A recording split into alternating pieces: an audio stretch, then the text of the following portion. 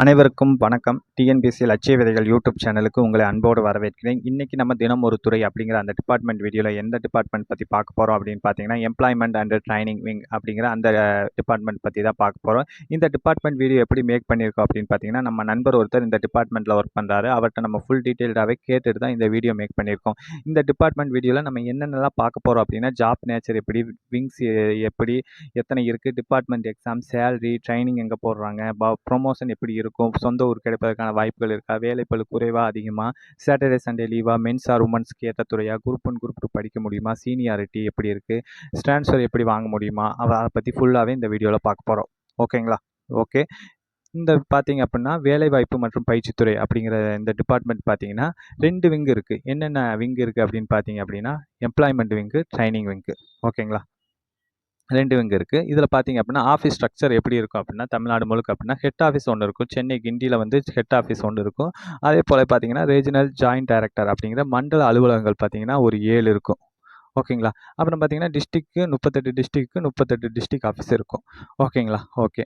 இதில் பார்த்தீங்க அப்படின்னா பணிகள், இப்போ எம்ப்ளாய்மெண்ட் விங் எடுக்கிறீங்க அப்படின்னா, நீங்கள் இந்த இந்த நீங்கள் டிஎன்பிஎஸ்சி கவுன்சிலிங் போகிறப்ப பார்த்தீங்கன்னா employment and training wing, employment and training ப்ராக்கெட்டில் எம்ப்ளாய்மெண்ட் விங்கு, ட்ரைனிங் விங் அப்படின்னு 2 இது இருக்கும். இதில் பார்த்தீங்க அப்படின்னா எம்ப்ளாய்மெண்ட் விங்கை நீங்கள் எடுக்கிறீங்க அப்படிங்கிற பட்சத்தில் எந்த மாதிரியான ஒர்க் இருக்கும் அப்படின்னு பார்த்தீங்கன்னா, ஒரு ஜேஏவாக நீங்கள் ஜாயின் பண்ணுறீங்க அப்படின்னா ஒரு சேலரி, எஸ்ஆர் மெயின்டெனன்ஸ், இதுதான் ஒரு 60% உங்களோட ஒர்க்காக இருக்கும். என்ன அப்படின்னா, இப்போ அந்த ஆஃபீஸ் ஸ்டாஃப்ஸோட நீங்கள் சேலரி பில் போடுறது, அவங்களுடைய பணிப்பதிவேடுகளை பராமரிப்பது தான் உங்களுடைய மெயினான ஒர்க்காக இருக்கும்.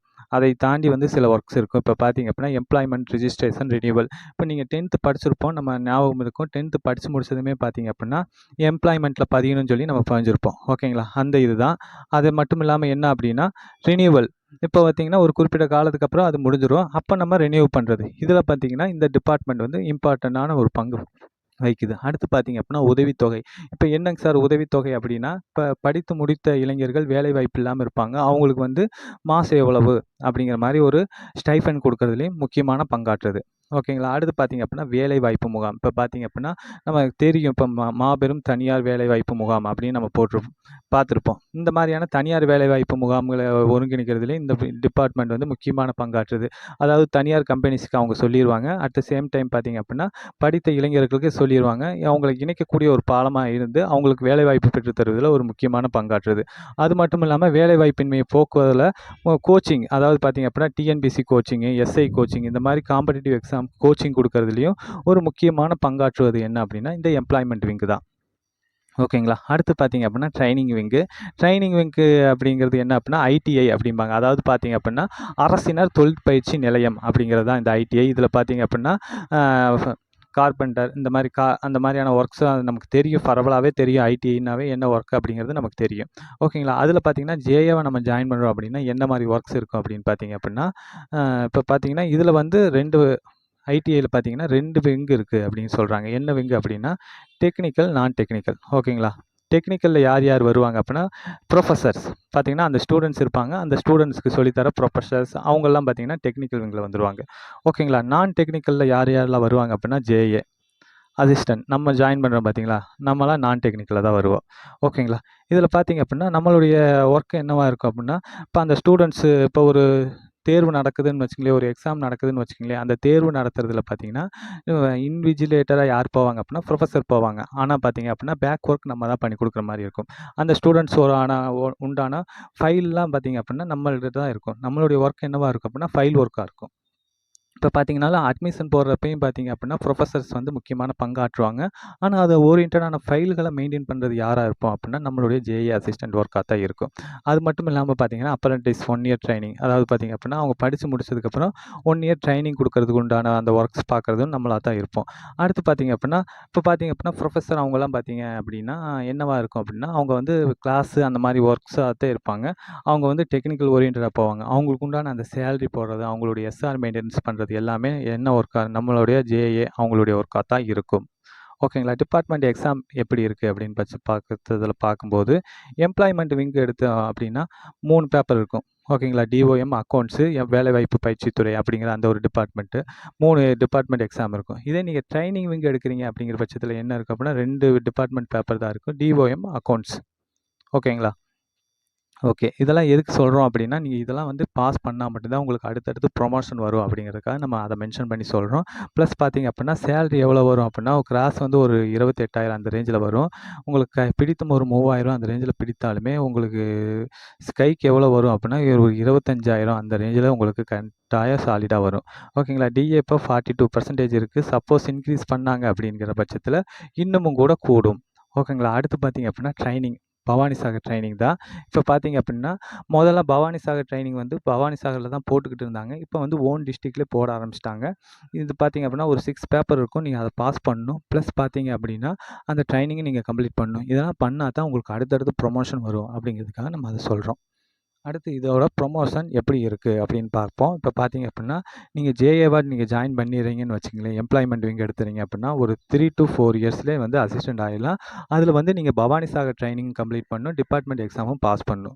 ஓகேங்களா? இதே வந்து நீங்கள் டைப்பிஸ்ட்டு எடுக்கிறீங்க அப்படிங்கிற பட்சத்தில என்னவா இருக்கும் அப்படின்னா, ஒரு 3 இயர்ஸ்லேயே பார்த்தீங்க அப்படின்னா, நீங்கள் வந்து அசிஸ்டன்ட் ஆயிர முடியும். அதில பார்த்தீங்க அப்படின்னா, டிபார்ட்மெண்ட் எக்ஸாம் மட்டும் பாஸ் பண்ணா போதும். பவானி சாகர் ட்ரைனிங் கம்ப்ளீட் பண்ணணும் அவசியம் இல்ல. நீங்க ஆனா அசிஸ்டன்ட் ஆனதுக்கப்புறம் அந்த ட்ரைனிங் கம்ப்ளீட் பண்ற மாரி இருக்கும்.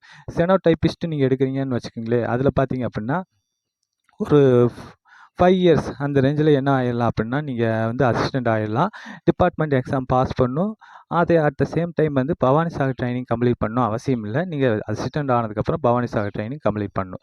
ஓகேங்களா? அசிஸ்டன்ட் ஆனதுக்கப்புறம் ஒரு 6 to 8 இயர்ஸ்ல என்ன கேடருக்கு வரலாம் அப்படின்னா, சூப்பரண்டன்ட் அப்படிங்கிற ஜேஇஓ அதாவது ஜூனியர் எம்ப்ளாய்மென்ட் ஆஃபீசர் அப்படிங்கிற குரூப் 2 கேடருக்கு வந்துடலாம். ஓகே. அடுத்து பார்த்தீங்க அப்படின்னா, இதுலேருந்து ஒரு 8 to ஒரு 10 வருடங்கள் நீங்க ஒர்க் பண்றீங்க அப்படிங்கிற பட்சத்தில டிஇஓ அப்படிங்கிற டிஸ்ட்ரிக்ட் எம்ப்ளாய்மென்ட் ஆஃபீசர் அப்படிங்கிற அந்த போஸ்ட்டுக்கு வந்துர முடியும். ஓகேங்களா? நம்மளால மேக்ஸிமம் வந்து ஒரு டிஇஓ அப்படிங்கிற வந்து பார்த்தீங்க அப்படின்னா, அந்த போஸ்ட் வரைக்குமே வர முடியும். ஓகேங்களா? இது பார்த்தீங்க அப்படின்னா, குரூப் 1 கேடர். ஓகேங்களா?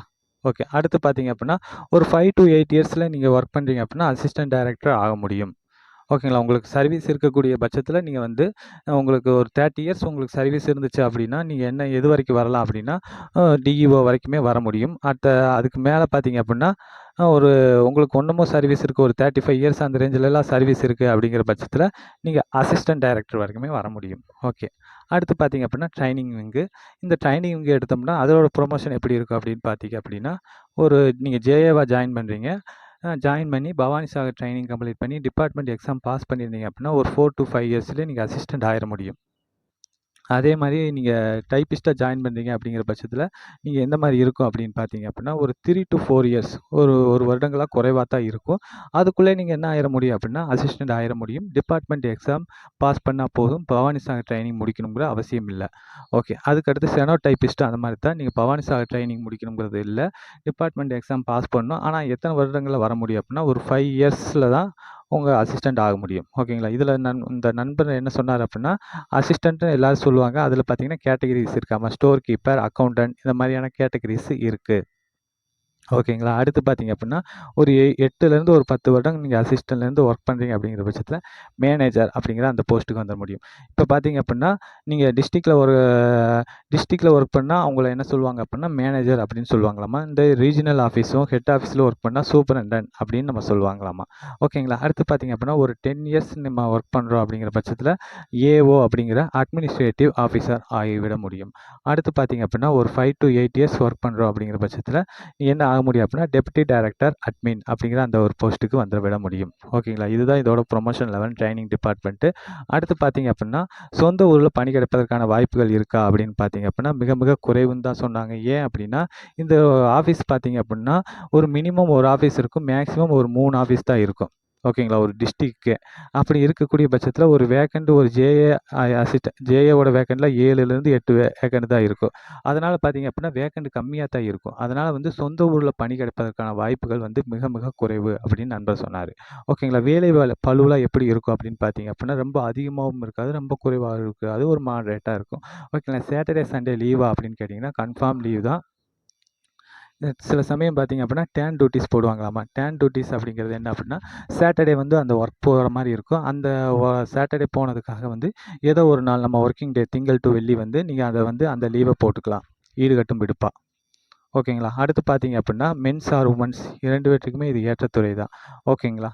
2 பேருமே இத சாலிடா எடுக்கலாம். இப்போ உமன்ஸ்க்குலாம் இந்த துறை வந்து ஏற்றது தான். ஏன்னா, சீட் ஒர்க் தான் இருக்கும். ஃபீல்ட் ஒர்க் போய் பார்க்குற மாரி இருக்காது. அடுத்து பார்த்தீங்க அப்படின்னா, குரூப் 1, குரூப் 2ல படிக்க முடியுமா அப்படின்னு கேட்டீங்கன்னா, கண்டிப்பாக படிக்க முடியும். ஏன் அப்படின்னா, சாட்டர்டே, சண்டே லீவு. உங்களுக்கு டைமிங்கும் பார்த்தீங்க அப்படின்னா, ஒரு 10 AM டூ 5:45 PM அந்த ரேஞ்சில தான் இருக்கு. அதனால வந்து நீங்க குரூப் 1, குரூப் 2லாம் வந்து நீங்க சாலிடா படிக்க முடியும். அடுத்து பார்த்தீங்க அப்படின்னா, சீனியாரிட்டி, ஸ்டேட் லெவல் சீனியாரிட்டி. இப்ப பார்த்தீங்க அப்படின்னா, இந்த டிபார்ட்மெண்ட் நீங்க சூஸ் பண்ண போறீங்க அப்படின்னு பட்சத்தில கவுன்சிலிங் போறப்ப, எம்ப்ளாய்மென்ட் அண்ட் ட்ரெய்னிங் அப்படின்னு போட்டு, டிபார்ட்மெண்ட் போட்டு எம்ப்ளாய்மென்ட் விங் அப்படின்னு தான் இருக்கும். அதில என்ன இருக்காது அப்படின்னா, டிஸ்ட்ரிக்ட் மென்ஷன் ஆகி இருக்காது. இதோட அர்த்தம் என்ன அப்படின்னா, இந்த ஸ்டேட்ல எந்த டிஸ்ட்ரிக்ட்ல வேக்கன்ட் இருக்கோ, அந்த டிஸ்ட்ரிக்ட்ல போடலாம் அப்படிங்கிறது தான் இதோட அர்த்தம். ஓகேங்களா? அதே மாரி ஸ்டேட் லெவல் சீனியாரிட்டி அப்படின்னா, ஸ்டேட்டையே கன்சிடர் பண்ணி தான் உங்களுக்கு ப்ரொமோஷன் அது ஓரியன்டான விஷயங்கள் பண்ணுவாங்க. இது டிஸ்ட்ரிக்ட் சீனியாரிட்டினா, டிஸ்ட்ரிக்ட்குள்ள மட்டும் கன்சிடர் பண்ணுவாங்க. இதே ஸ்டேட் சீனியாரிட்டினா, ஸ்டேட் முழுக்கவே கன்சிடர் பண்ணி ப்ரொமோஷன் அது ஓரியன்டான விஷயங்கள் பண்ணுவாங்க. ஓகேங்களா? அடுத்து பார்த்தீங்க அப்படின்னா, ட்ரான்ஸ்ஃபர். இப்போ பார்த்தீங்க அப்படின்னா, உங்களுக்கு அதர் டிஸ்ட்ரிக்ட் கிடைச்சிருது அப்படின்னா, ட்ரான்ஸ்ஃபர் கிடைப்பதற்கான வாய்ப்புகள் இருக்கா அப்படின்னு கேட்டா, கண்டிப்பா இருக்கு. இப்போ பணி வரன்முறை அப்படிங்கிற ஒரு கான்செப்ட் இருக்கு. என்ன அப்படின்னா, நீங்க 1/8/2023ல ஜாயின் பண்றதா வச்சுக்கோங்க ஒரு உதாரணத்துக்கு.